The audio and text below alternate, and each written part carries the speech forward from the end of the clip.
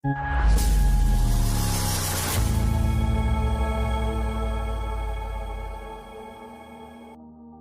Ballon d'Or 2025 resmi dibuka. Press Football merilis daftar 30 kandidat terbaik dunia dan Barcelona jadi salah satu klub dengan wakil terbanyak. Robert Lewandowski, Pedri, Rafinha, dan si bocah ajaib Lamine Yamal.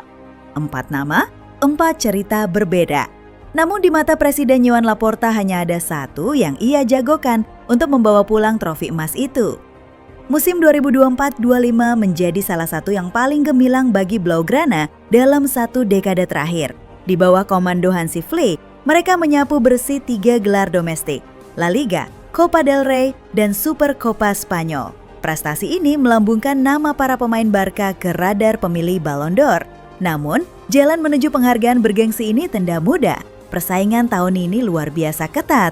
PSG mengirim 9 pemain, termasuk Ousmane Dembele yang gemilang di Liga Champions. Liverpool punya Mohamed Salah. Manchester City mengandalkan Erling Haaland. Dan deretan bintang lain siap merebut hati para jurnalis pemilih. Di tengah atmosfer itu, Laporta memilih bersuara lantang. Kepada TV3, ia berkata, Lamine adalah bintang yang akan terus bersinar di Barcelona. Ia punya sesuatu yang dimiliki para pemenang Ballon d'Or. Konsistensi, kejeniusan, dan totalitas di setiap latihan dan pertandingan. Faktanya, sulit membantah. Di usia 18 tahun, Yamal sudah menjadi motor permainan Barca. Musim lalu, ia mencetak belasan gol dan puluhan assist di semua ajang. Ia bukan sekadar prospek masa depan, melainkan pemain kunci yang mengubah jalannya pertandingan. Kreativitas, keberanian menusuk pertahanan, dan ketenangan di momen penting membuatnya terlihat jauh lebih matang dari usianya. Meski demikian, ada rintangan besar. Sejarah Ballon d'Or menunjukkan pemenang biasanya berasal dari tim juara Liga Champions. Barcelona memang mendominasi domestik, tapi gagal berjaya di Eropa. Selain itu, 4 nominasi dari satu klub bisa memecah suara pendukung, mengurangi peluang setiap individu. Tetap saja narasi punya daya magis. Ballon d'Or bukan hanya soal statistik, tapi juga kisah yang memikat hati pemilih. Dan cerita anak 18 tahun yang memimpin Barca meraih treble domestik adalah salah satu yang paling kuat tahun ini. Apakah Lamine Yamal akan mencatat sejarah sebagai pemenang termuda atau pesonanya akan kalah oleh bintang-bintang Eropa lainnya? Saga Ballon d'Or 2025 baru dimulai dan jawabannya akan terungkap September nanti. Bayangkan, musim baru sudah di depan mata, tapi 2 rekrutan segar Barcelona, Marcus Rashford dan kiper Joan Garcia malah terancam cuma jadi penonton di laga pembuka. Bukan karena cedera, tapi karena satu masalah yang sudah jadi hantu tahunan di Camp Nou. Krisis pendaftaran pemain akibat batas gaji La Liga yang ketat. Presiden klub Joan Laporta tahu betul ini situasi genting. Di depan media, ia langsung menegaskan bahwa 7 hari ke depan bakal jadi minggu sibuk di kantor Barcelona. Targetnya jelas, membuka ruang di neraca keuangan seraya Rashford dan Garcia bisa resmi turun ke lapangan.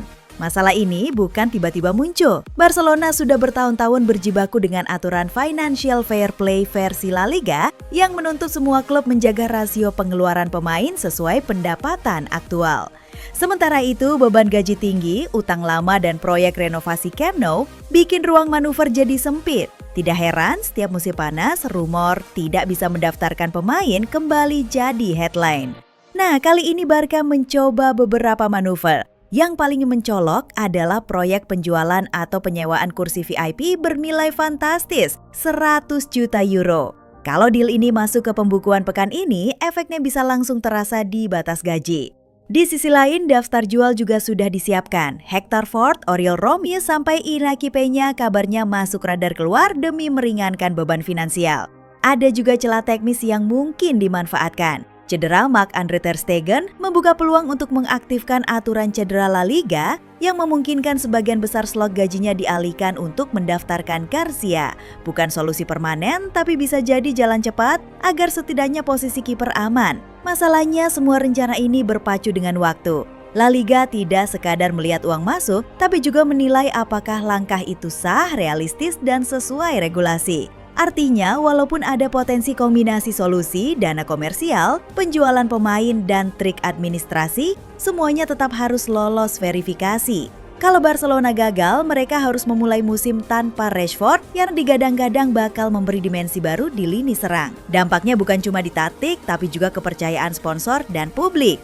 Sebaliknya, kalau semua operasi berhasil, mereka bukan hanya aman di laga pembuka, tapi juga mengirim pesan bahwa manajemen masih mampu menyeimbangkan ambisi dan realita finansial. Satu hal pasti, minggu ini bakal jadi babak yang menegangkan di balik layar Camp Nou. Apakah Rashford akan resmi berseragam Blaugrana di laga perdana? Atau justru cerita ini akan bertambah panjang dan penuh drama? Kita tinggal menunggu, dan di Barcelona, drama biasanya tak pernah datang sendirian.